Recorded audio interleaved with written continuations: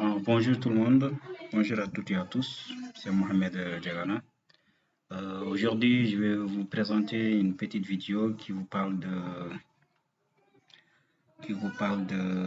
c'est quoi, comment il s'appelle, c'est quoi RK. Vous voyez un peu. Sans plus tarder, bon, RK c'est juste une application qui permettant la localisation distante de service. C'est-à-dire qu'elle se caractérise par une partie serveur et une partie client. Vous voyez un peu.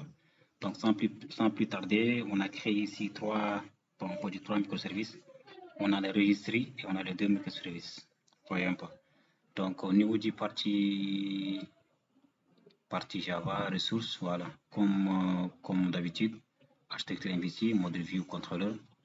On a la partie ressources main Java et on a le package SN Kafka service. On a le DAO, entité, repository, service, etc. Maintenant, au niveau de l'entité, on a la classe user. Donc, on a les annotations entity comme d'habitude. Pour dire qu'au niveau de la base de données, on a un tableau qui s'appelle user. On a le data lombbook, on a le builder to string pour affichage des données et tout. On a le constructeur avec argument sans argument. Et on a les classes, l'ID pour dire que c'est auto-incrément, créer premier auto-incrément, et on a les attributs qui sont là. On a le repository, user repository, qui est l'interface. Ici, c'est pour chercher l'ID du user, pour chercher l'utilisateur à partir de user ID, à partir de son ID, je veux dire. Et ici, au niveau de l'interface, ici, on a dit arroba repository. Si on dit repository service, donc on peut ajouter ce qu'on appelle arrobas component. Donc, repository fait allusion à service. Donc, si on dit repository, on dit service. Donc, ces deux-là, ils regroupent ce qu'on appelle arrobas component. Donc, ce qu'on appelle arrobas component. C'est-à-dire que si on met service ou du moins arrobas repository, c'est-à-dire que c'est même chose qu'on met arrobas service. Parce que service repository égale à component. Vous voyez un peu. Donc, c'est les deux marches en même temps. Donc, si on met arrobas repository, c'est-à-dire que c'est arrobas component, etc. Vous voyez un peu. Donc, on a la partie service qui est là, tout ce qui est au niveau du service. Donc, on a l'arrobas slf4j, ça c'est pour ce qu'on appelle les logs, la journalisation. On a l'arrobas autoreader. Bon, ici, comme on est à la version Spring Boot, on est à la version 2.5.7. Si je ne me trompe pas, attendez un peu. Si on met start.spring.io 2.7.5, voilà. Si on est à la version 2.7.5, ici, au lieu de arrobas autoreader, on peut ajouter alt entrée, c'est-à-dire que ajouter construct paramètre. On va l'ajouter à partir de constructeur avec argument. Mais c'est la même chose. Si on ajoute arrobas autoreader, ou bien injection via le constructeur, ça va marcher. C'est la même chose. Ça, c'est la partie pour ajouter un utilisateur. On lui passe user pour dire que la réponse se trouve au niveau du corps de la requête. On fait un log pour dire inside user method user repository. Et on ajoute au niveau de la base. Ça, c'est la méthode ajoutée. Et ça, c'est pour faire l'instanciation de réponse. Comment elle s'appelle? Response template VAO. C'est juste pour faire l'instanciation. Donc, on appelle le user, on appelle le repository.find by user ID, ce qu'on avait ajouté au niveau de l'interface. Tu vois. Et si pour dire que c'est un objet qu'on va utiliser, on lui passe l'URL plus l'étudiant. Et on va retourner VAO. Voyez un peu. On a la partie contrôleur qui est là, user controller. Comme d'habitude, pour dire que c'est une classe contrôleur, pour dire que c'est un REST controller qu'on va utiliser. Et ça, c'est comme j'ai indiqué, c'est la rentrée. Donc, si vous venez au niveau de version 2/API, allez au niveau du user. Donc, c'est au niveau du navigateur qu'on va faire accès à le contrôleur qui est là. Donc, comme c'est des méthodes qu'on va utiliser, comme c'est des verbes, on poste put delete, comment ça s'appelle, customer, etc. Bon, comme c'est une méthode à ajouter, donc on va ajouter arrobase request mapping. Bon, si on met arrobase request mapping ou arrobase post mapping, c'est la même chose. On lui passe le variable de user qu'on doit faire accès au niveau de l'URL. Méthode, on dit que c'est méthode post. Donc, etc., etc. Ça, c'est pour faire la récupération de l'ID. Donc, pour dire que comme on va récupérer l'ID correspondant, on va mettre arrobas par variable. Vous voyez un peu. Et ça, c'est la classe, ça, c'est la classe main. Vous voyez un peu. Maintenant, pour la classe main, on va scanner, d'abord, on va scanner le contrôleur. Et on va dire que c'est une Spring Boot application. Et arrobas enable discover client. Ça, on va l'acheter sur chaque microservice. Pourquoi? Parce que je vous dis que c'est un microservice bénéficie du client RK, c'est-à-dire qu'il va enregistrer notre instance à chaque démarrage, je veux dire. Vous voyez un peu.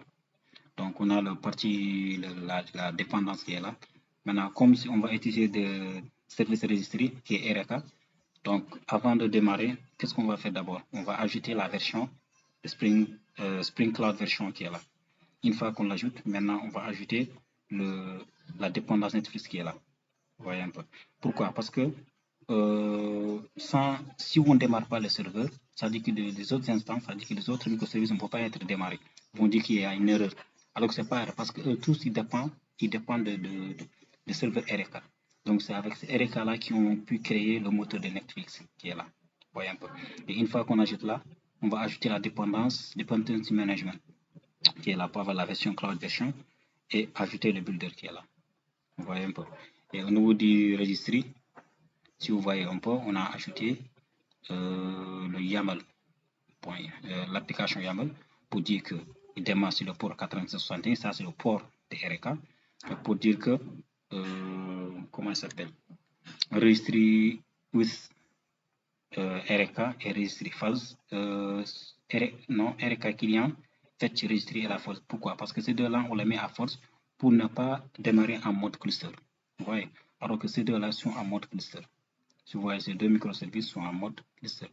Si on voit la partie, il est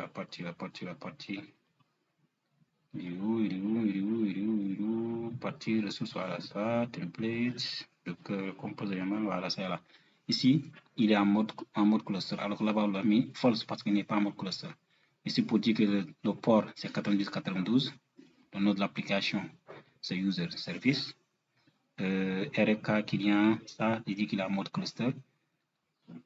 Vous voyez un peu. Et ici, on a dit default zone.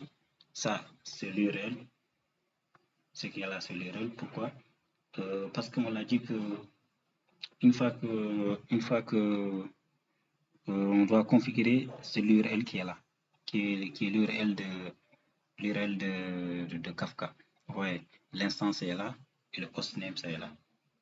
Donc, quand on utilise CDR, c'est pour dire à RK, c'est pour accès au registre, c'est-à-dire qui doit renseigner cette ligne pour pointer vers cette URL qui est là, ainsi de suite, etc. Vous voyez un peu. Et si on regarde encore là, on a fait la même chose au niveau du pompo XML. On a ajouté le builder, on a ajouté le dependence management qui est là, et on a ajouté la version plus de Netflix qui est là. Ouais. C'est la même chose qu'on a fait cette partie-là. Ça dit qu'on va démarrer des microservices à partir de serveur RK. Vous voyez un peu. Donc voilà. Donc on a ce qu'on appelle le registre service. Le registre service c'est juste ce qui est là.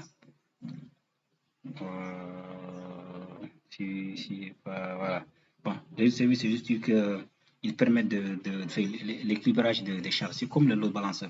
Si on a plusieurs tâches à exécuter, donc le load balancer il rentre en action pour dispatcher les requêtes. Donc, si on dit le balancer, on fait allusion à des registres de services.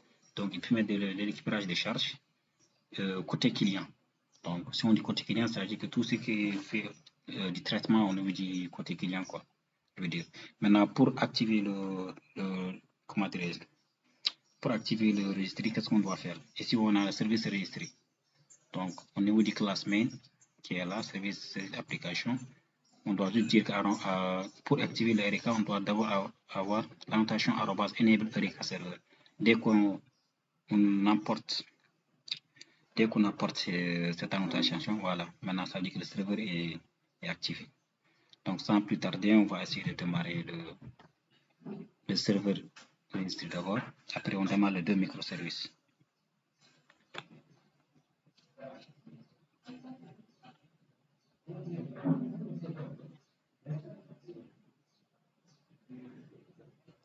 Sans plus tarder, voilà.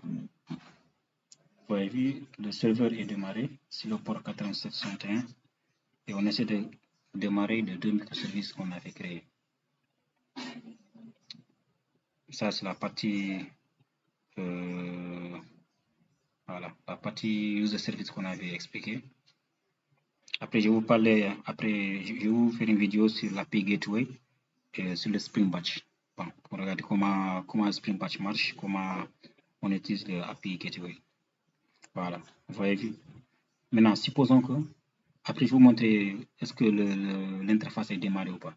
Regardez, par exemple, si on arrête le serveur registry qui est là, parce que eux, ils dépendent de chaque partie, ils dépendent comment dire, de serveur registry qui est là, qui est le serveur RK. Vous voyez un peu. Si on essaie d'arrêter les deux services, on démarre le deux microservices, c'est-à-dire qu'on dit qu'il y a une erreur, alors qu'il n'y a pas une erreur, parce que les deux microservices, ils dépendent de services registrés. Donc, cette partie qui est là, je vais vous montrer, parce que j'ai une parenthèse, et chaque partie des microservices, on doit ajouter @enable discover client. Vous avez vu, ça, je ne vous ai pas parlé de ça. Donc, chaque partie, on doit avoir l'annotation @discover client. Pourquoi? Parce que c'est juste pour dire à RK qui va enregistrer notre instance à chaque démarrage. Je pense que je vous ai parlé de ça tout à l'heure, quoi. Je vous ai parlé de ça. Donc, ça, c'est la classe menu tout. Maintenant, regardez, on essaie de démarrer, les microservices vont dire qu'il y a une erreur.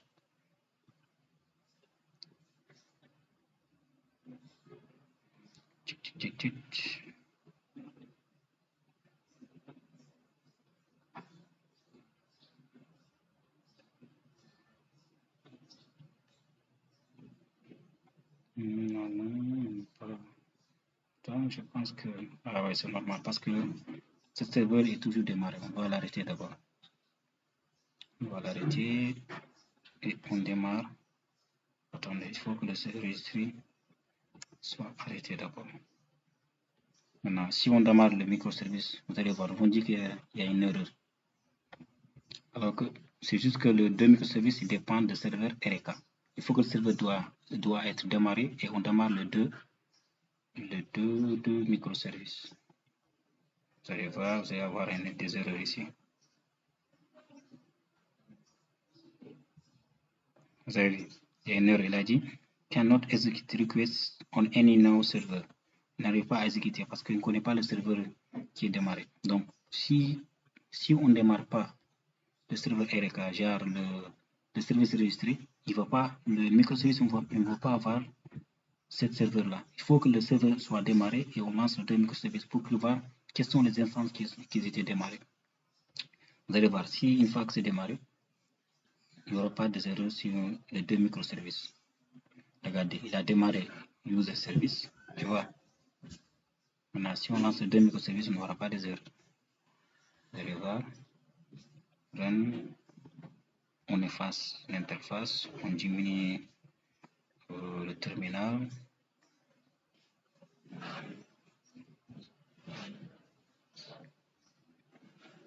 Vous allez voir, voilà. Il est démarré sur le port 90-92 et l'autre microservice, si on le démarre encore, on n'aura pas de erreurs. Chaque microservice, on doit scanner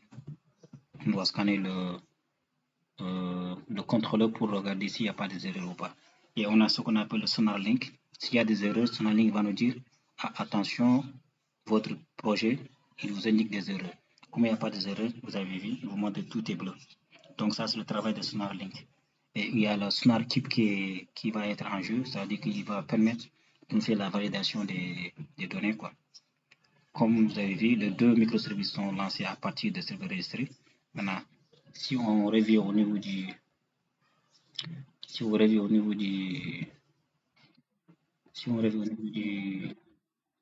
excusez-moi, si on revient au niveau de l'interface, si on met localhost, si on met 8761 qui est le serveur RK, et boum, serveur RK est démarré. Et si vous voyez, les deux instances sont démarrées, sont là. C'est-à-dire quoi, en grosso modo? C'est-à-dire que les deux microservices, ils dépendent du serveur RK. C'est comme on dit que c'est la classe base, classe de merde. Donc, c'est-à-dire que cette partie-là, ces deux parties, qu'est-ce qu'on doit faire? On va ajouter ce qu'on appelle, on doit d'abord ajouter la dépendance Spring Cloud Version et on ajoute ce qu'on appelle la dépendance de NetFeast qui est là. Une fois que c'est fait par les deux parties, maintenant on lance le serveur registre qui est là avec l'orientation @enable pour activer le RK, on démarre l'application. Et voici juste, bon, c'est pas quelque chose de grand. C'est-à-dire que c'est pour juste vous montrer comment démarrer le serveur RK, c'est-à-dire démarrer deux microservices à partir du serveur RK. Voilà. Si vous avez vraiment liké, essayez de liker et activer la cloche. Merci beaucoup. Et c'était un grand plaisir de vous partager la vidéo. Ciao, prochaine vidéo.